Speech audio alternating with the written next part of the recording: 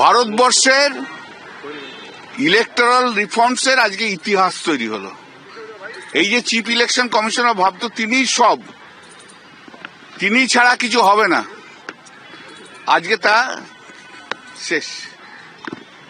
যে ইতিহাসটা তৈরি হলো, যে এতদিন ধরে ইয়ারোরা ডিসিশন নেওয়ার পরেও রোল অবজারভাররা, যেগুলো দিদি রোল অবজারভার বা স্পেশাল অবজারভার, তারা পার্ক করে রেখে দিয়েছিল এবং তারা সন্দেহ হেন তেন করে এই প্রায় 7.5 লক্ষ লোকের নাম বাদ দেওয়ার চেষ্টা করেছিল। আজকে সুপ্রিম কোর্ট বলল এই যত কেস আছে, যা ক্লেম আছে, যা অবজেকশন আছে, যেগুলো ডাউটফুল আছে, যেগুলো করা হয়েছে, সেগুলো কলকাতা হাইকোর্টের চিফ জাস্টিস অ্যাপয়েন্টমেন্ট করবে বিভিন্ন জুডিশিয়াল। তাহলে তুমি বলে দাও। তা আমি বলবো না, তুমি বলে দাও। আমাকে আর কিচ্ছু বলতে হবে না, তুমি বলে দাও। এসো, তুমি বলে দাও ভাই। একটা করে কথা বলো না, চিন্তাটা ভাবনাটাকেই নষ্ট করে দাও সব। 15 জন সাংবাদিক থেকে 15টা কথা।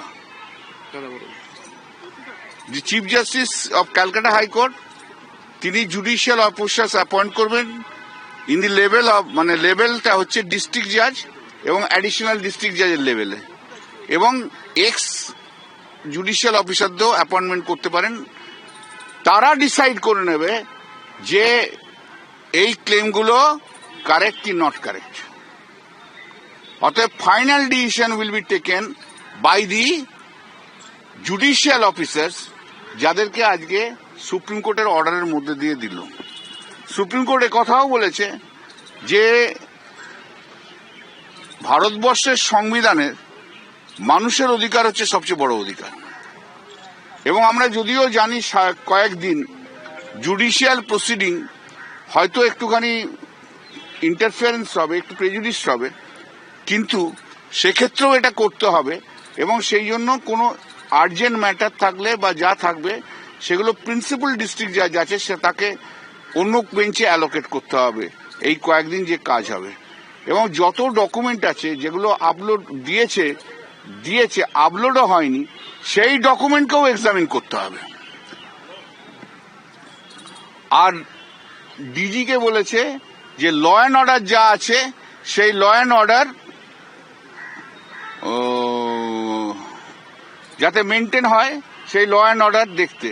প্রতিটি এসপিকে বলেছে এই যে এক্সারসাইজটা যখন হবে, তখন এসপি তার পুলিশ ফোর্স নিয়ে যা যা হেল্প করার করতে হবে।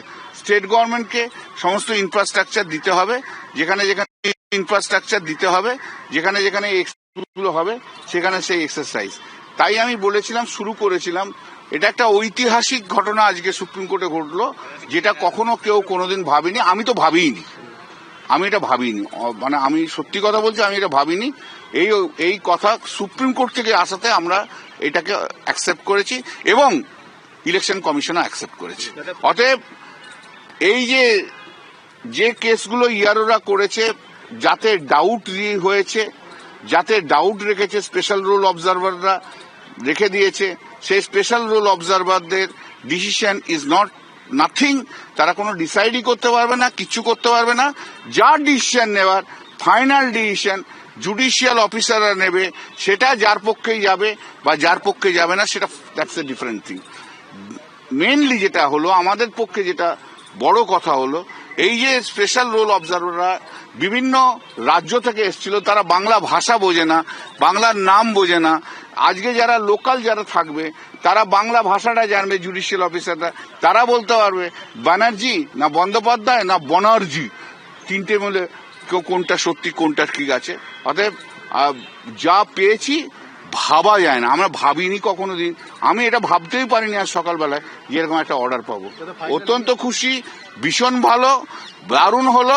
সারা পশ্চিমবাংলায় সমস্ত আমাদের কর্মীরা জেগে উঠবে, একদম চাঙ্গা হয়ে যাবে। একদম দেখুন না কেমন চাঙ্গা হয়। ওই বিজেপিকে কেমন করে সেটা শুধু দেখে নিন না। শুধু সুপ্রিম কোর্ট তো স্পষ্ট বলেছে তার অবজারভেশনে যে ক্লাস এ অফিসার কেন দেওয়া হয়নি, এবং এটা ইচ্ছে করে করা হচ্ছে। কারণ এই ক্লাসে বাংলাভাষী বাঙালি অফিসার দিলে পরে তারা বাংলা বুঝতে পারতেন, বাংলা পড়তে পারতেন, কথা বলতে পারতেন বাংলায়। স্বাভাবিকভাবে পুরো বিষয়টি, পুরো যে এসআইআর প্রক্রিয়া অত্যন্ত ভালো হতো। ইচ্ছে করে মমতা বন্দ্যোপাধ্যায় এটা করছে। সেই জন্য দেখুন গুজরাটে আমাদের পরে শুরু হয়ে এসআইআর কমপ্লিট হয়ে গেল, একদম লিস্ট বেরিয়ে গেল, আমাদের এখানে অফিসাররা পাচ্ছে না। ব্যর্থতা কার? রাজ্য সরকারের ব্যর্থতা। কারণ আপনার অফিসাররা কাজ করছে, তো কেন্দ্র সরকারের অফিসাররা তো কাজে তারা মাইক্রো অবজারভার হিসেবে আছে, তাদের হাতে তো ক্ষমতা নেই, ক্ষমতা হচ্ছে এই আর ওই আর ওদের হাতে। তাহলে সবাই রাজ্য সরকারি কর্মচারী, তাহলে এত এফিসিয়েন্সি কেন? কমপ্লিটলি এসআইআর নিয়ে যেটা মুখ্যমন্ত্রী বা তৃণমূল কংগ্রেসের ইচ্ছা ছিল, মনের বাসনা ছিল যে 2024 লোকসভা নির্বাচনের ভোটার তালিকায় ভোট হোক, এটাতে কর্ণপাত করেনি গতবার এই জাজমেন্টে, 9 ফেব্রুয়ারি জাজমেন্টে। সেকেন্ড থিং ছিল মাইক্রো অবজারভারকে তুলে দিতে হবে, সেটা নিয়ে কিন্তু সুপ্রিম কোর্ট করেনি। তৃতীয় ছিল ডকুমেন্টেশন নিয়ে, যে 13 দফা ডকুমেন্টেশন, ওটা নিয়ে কিন্তু সুপ্রিম কোর্ট এর আগেই বলে দিয়েছে যে আমরা এর মধ্যে ঢুকবো না। কনস্টিটিউশনাল বডি, সংবিধানের 324 থেকে 329 এবং বিশেষ করে 324 থেকে 326, ওদের যে অথরিটি এবং পাওয়ারে ইন্টারফেয়ার করবে না বলেছে। এবারে ইলেকশন কমিশনের যে অসুবিধাটা হচ্ছিল, আমার মনে হয় এটাতে অনেকটাই দূর হয়ে যাবে। কারণ মমতা বন্দ্যোপাধ্যায়ের নেতৃত্বে এই ভোট চোর তৃণমূল কংগ্রেস, যারা বাংলাদেশি মুসলিম অনুপ্রবেশকারীদেরকে বাঁচাতে চায়, মৃত ভোটারদের রেখে তাদের নামে ছাপ্পা দিতে চায়, তারা নির্বাচন কমিশনকে বিজেপি করে দিয়েছিল। এবারে জুডিশিয়ারির সরাসরি হস্তক্ষেপে, মানে হাইকোর্টের অবসরপ্রাপ্ত বিচারপতি থেকে ডিস্ট্রিক্ট জাজ, তাদের সবার উপস্থিতিতে যখন ডিলিশনগুলো হবে, যারা 13টা ইলেকশন কমিশনের ডকুমেন্ট জমা দিতে পারেননি বা পারবেন না, বাঁচাবেটাকে আমি স্বাগত জানাই। এর আউটকাম খুব ভালো হবে এবং 28 তারিখে ফাইনাল ভোটার লিস্ট বেরিয়ে যাচ্ছে। একদম। আর বাকিটা সাপ্লিমেন্টারি ভোটার লিস্ট কতদিন পর্যন্ত বেরোনো যায়?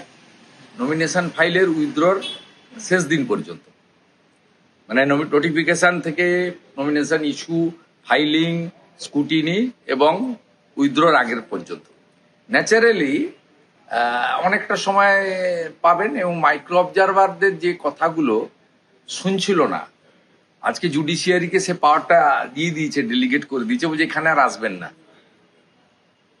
জাজেরা যে সিদ্ধান্তগুলো নেবেন, মানে দুপক্ষ হয়ে গেছে, ইলেকশন কমিশন ভার্সেস রাজ্য সরকার, এই দুপক্ষের মাঝখানে রেফারির ভূমিকা নেবেন জাজেরা। এবং তারা কিসের ভিত্তিতে বলবেন? ডকুমেন্টের ভিত্তিতে। ডকুমেন্ট কি কি লাগবে কে ঠিক করে দিয়েছে? ECI 13টা document. 13টা ডকুমেন্টে সদ্য বার্থ সার্টিফিকেট, সদ্য ডোমিসাইল সার্টিফিকেট, নোটারির কাছে হলফনামা দিয়ে 18টা বাচ্চা, 20টা বউ, 26 দিন অন্তর অন্তর বাচ্চা জন্মেছে, এগুলো তো কোনোটাই গ্রাহ্য অন্তত বিচারকরা করবেন না। এবং তাদেরকে এগুলো সব ডকুমেন্টেশন সার্টিফাই করতে হবে।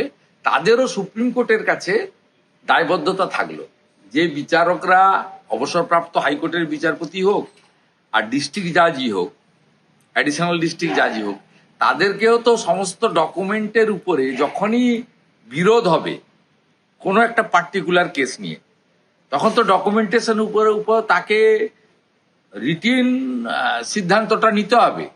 সুপ্রিম কোর্ট তাকে সে পাওয়ারটাও যেমন দিয়েছেন, তার অ্যাকাউন্টেবিলিটিটা কমপ্লিটলি সুপ্রিম কোর্টের কাছে থাকবে। স্বাভাবিকভাবে তিনিও অন্তত কারোর কথা শুনে করবেন না, তিনি সঠিকভাবে ডকুমেন্টেশনের উপরে সিদ্ধান্ত নেবেন, যেটা জুডিশিয়ারি সাধারণত করে থাকেন। জুডিশিয়ারি কখনো কান দিয়ে দেখেন না মমতা ব্যানার্জির মতো, চোখ দিয়ে দেখেন। যেদিকে যাচ্ছে তাতে একটা কনস্টিটিউশনাল ক্রাইসিস, অর্থাৎ সাংবিধানিক সংকট তৈরি হতে পারে, এই আশঙ্কা আমি গতকাল প্রকাশ করেছিলাম।